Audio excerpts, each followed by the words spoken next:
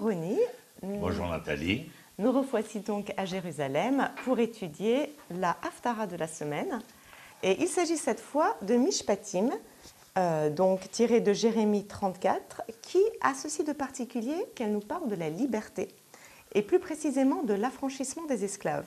Alors une petite phrase d'introduction, c'est que le premier commandement de l'Éternel, des 10 commandements, c'est quand même « Je suis l'Éternel ton Dieu qui t'ai fait sortir du pays d'Égypte ». Donc c'est l'une des seules fois, je pense, peut-être même la seule fois où l'Éternel se définit lui-même. Et il se définit comme Dieu libérateur, comme un Dieu libérateur, puisqu'il dit « Qui t'ai fait sortir du pays d'Égypte ». Donc la liberté est extrêmement importante dans le judaïsme, c'est même la chose la plus importante, puisque Dieu est par définition un Dieu libérateur. Alors que se passe-t-il ici? Le peuple accepte de libérer les esclaves, mais il les reprend aussitôt. Est-ce que tu peux un peu nous donner le contexte Alors, le contexte, on est à la fin de l'époque du premier temple, le roi Tzidkiyahu. Nabuchodonosor menace Israël. Il va d'ailleurs envahir la Judée.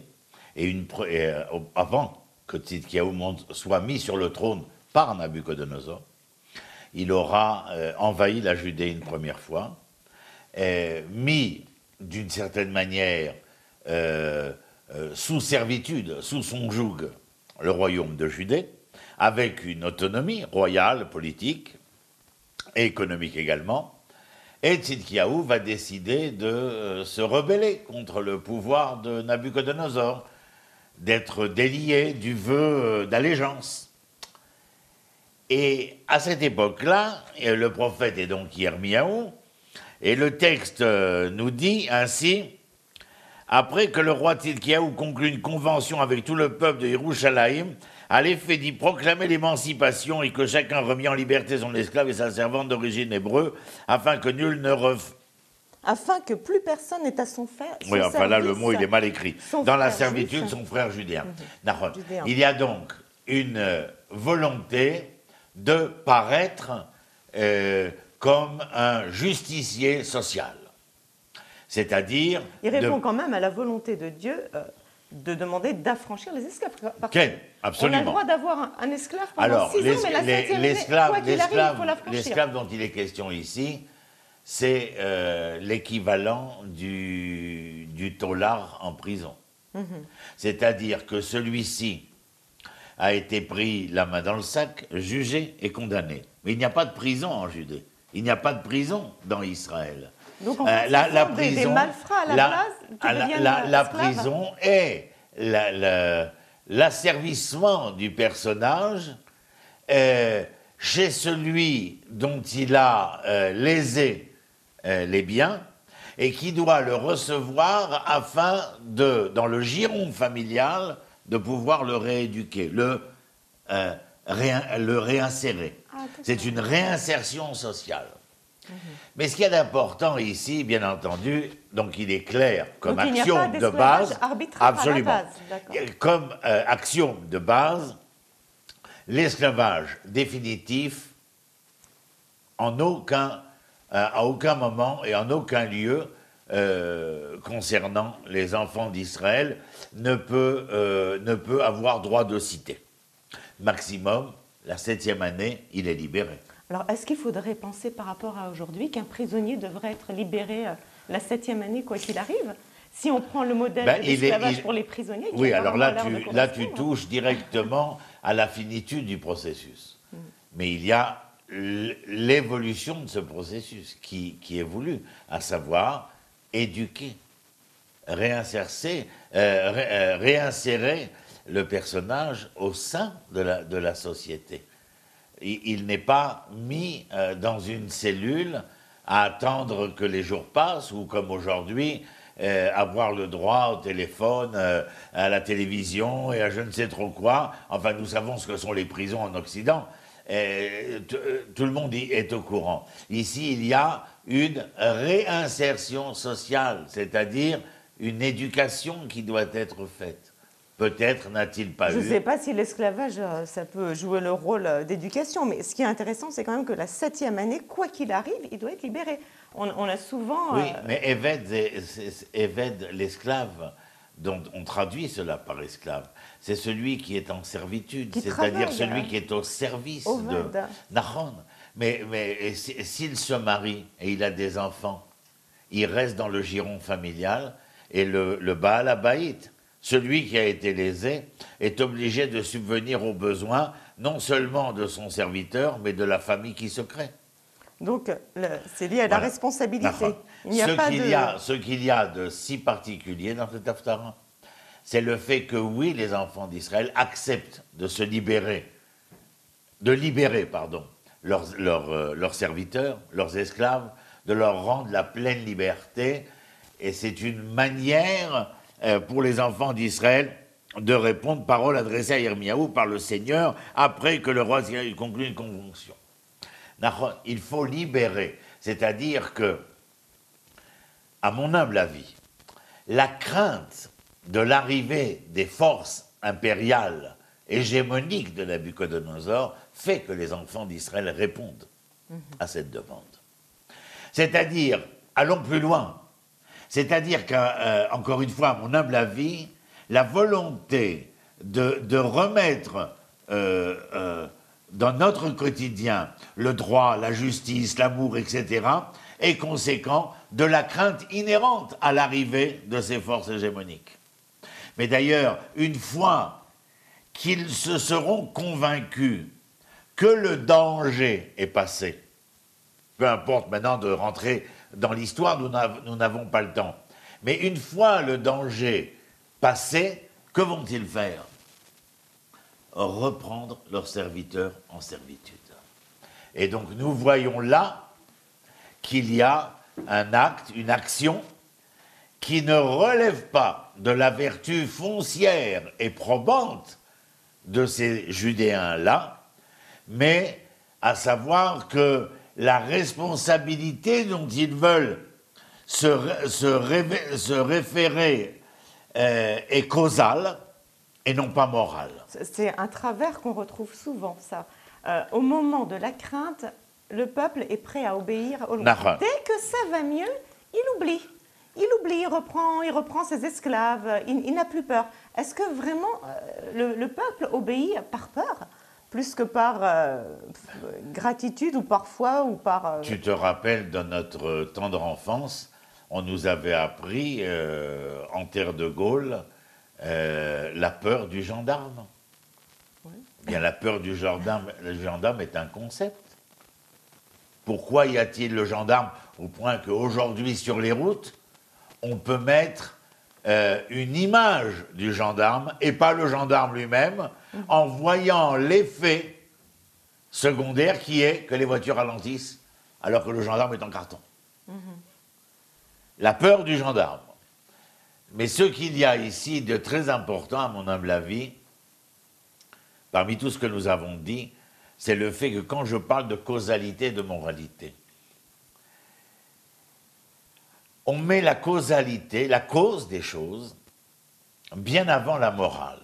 Aujourd'hui, dans le discours politique qui est le nôtre, nous allons te donner 1001 raisons causales de politique étrangère, comme quoi nous sommes menacés de belligérance, de guerre, qu'il faut craindre pour notre sécurité intérieure. Enfin, nous connaissons le discours. Les grands moteurs sont les intérêts vitaux. Bien évidemment. Et alors que nous sommes en pleine période électorale, il est clair que le mainstream que l'on va entendre est justement celui-ci. La causalité sécuritaire. Eh bien, nous qui étudions le Tanakh et qui l'enseignons, nous devons brandir le drapeau que la moralité précède la causalité. Qu'est-ce à dire ? Arrêtez de venir me barber, parce qu'on me barbe, avec le Hezbollah, avec le Hamas, avec les Iraniens, avec je ne sais qui. Non. Il ne faut quand même pas réduire l'importance des menaces. Oui, mais alors je vais te surprendre. Je vais te surprendre. Comme homme de l'historiosophie tanachique, je te dis d'une manière qui ne peut s'entendre de deux manières. et haut et fort, je le dis, la moralité déresponsabilisée, la moralité caduque, la moralité dévoyée est source de toute la phénoménologie causale. Donc, il faudrait avoir un gouvernement non corrompu, qui a des valeurs. Ici, tu parles claires. du peuple. Bien sûr que le gouvernement, que l'establishment politique, bien entendu, comment est-ce possible aujourd'hui de présenter des candidats à une députation ou à une responsabilité politique alors qu'ils sont, pour beaucoup d'entre eux, sous le fait de suspicion d'activités économiques ou je ne sais quelle malfaisante. Ouais. Enfin, on va vraiment revenir à l'Haftara parce que là, on peut aller très loin. Non, mais juste pour te dire que bien évidemment ici, quand j'ai relié tout ça au rapport intrinsèque qu'il y a entre moralité et causalité. Ouais. Arrêtez de nous barber avec la causalité. Mais là, il s'agit de liberté. On a vraiment la grande question de la liberté. Avec un Nabucodonosor qui est à tes portes. Oui. Et vous libérez les esclaves.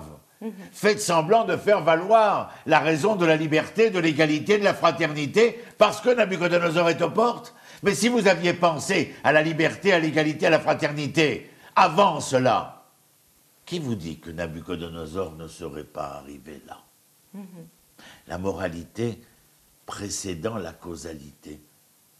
Ouais, donc et si on pensait autrement, si on agissait autrement, peut-être que nous aurions d'autres effets secondaires, d'autres causalités. Effectivement. Alors, la suite, donc l'Éternel rappelle son alliance avec Israël. En ces termes, moi j'ai contracté une alliance avec vos ancêtres le jour où je les ai fait sortir du pays de Mitzraïm, de la maison d'esclavage. Donc, l'alliance de l'Éternel avec Israël, c'est une alliance libératrice. Mais ça, CQFD. Voilà. Et donc, il entend par cela, apparemment, l'Éternel, que le peuple soit à son image et soit aussi en mesure de libérer ses esclaves, puisqu'il dit, au début de la 7e année, vous renverrez chacun son frère hébreu, qui se sera vendu à vous, donc uniquement vendu, comme tu l'as dit, pas vraiment esclavagisé dans toute sa personne. Celui-ci ne vous servira que pendant 6 ans, ensuite vous le laisserez vous quitter libre. Or, vos ancêtres ne m'ont pas écouté et ne m'ont pas prêté oreille. Et c'est là que l'Éternel manifeste son désaccord. Mais je voudrais en revenir sur cette 7e année, parce qu'on la retrouve aussi bien pour la terre que pour le Shabbat, le 7e jour, que pour la libération. Est-ce qu'il y a un cycle qui fait vraiment un cycle écologique, humain, qui fait qu'au bout de 7 jours, 7 ans, eh bien, il y a... Et 7 fois 7 ans aussi. Oui, et 7 fois 7 ans. Le jubilé. Il y a le jubilé. D'ailleurs, le jubilé, c'est... Je ne vais pas... C'est l'année de la libération. Je ne vais pas rentrer dans l'ésotérisme du chiffre 7. On le revoit quand même beaucoup, et surtout ici pour la libération. Mais ce qui m'intéresse lorsque nous parlons de la Haftara, c'est d'abord et avant tout faire ce que nous faisons depuis tout à l'heure. C'est-à-dire être capable, dans cette histoire du passé, d'essayer d'entendre ce qu'elle vient nous apprendre pour l'histoire du présent. Ouais. C'est cela qui m'intéresse. Lorsque tu cites le fait que l'Éternel établit une alliance avec les enfants d'Israël et les sort d'Égypte, c'est-à-dire les libère du joug esclavagiste, et là, véritablement esclavagiste, on parle des camps de concentration de Memphis et de Luxor. Il les libère. C'est donc, en fin de compte, une manière de nous faire entendre, à travers la voix de Yirmiyahu, que alliance brite, il ne peut y avoir que lorsque les hommes ont pleinement et entièrement décidé de ne plus être les objets de leur histoire, mais de redevenir les sujets et d'offrir à tout un chacun la capacité de se devenir en tant que sujet. La libération, la 7e année. Et bien évidemment, ici, pour nous faire valoir que si l'on veut créer un cycle social, eh bien, il faut donner à ce mouvement cyclique une définition. Que pendant 6 ans, il se peut que, mais jamais à partir de la 7e année, comme cycle récurrent, il ne se pourra qu'il se trouve encore et toujours des personnes subissant la servitude, étant considérées comme les objets de la société et étant empêchées de redevenir les acteurs. Merci beaucoup, Ronnie, et on va prendre ça comme conclusion.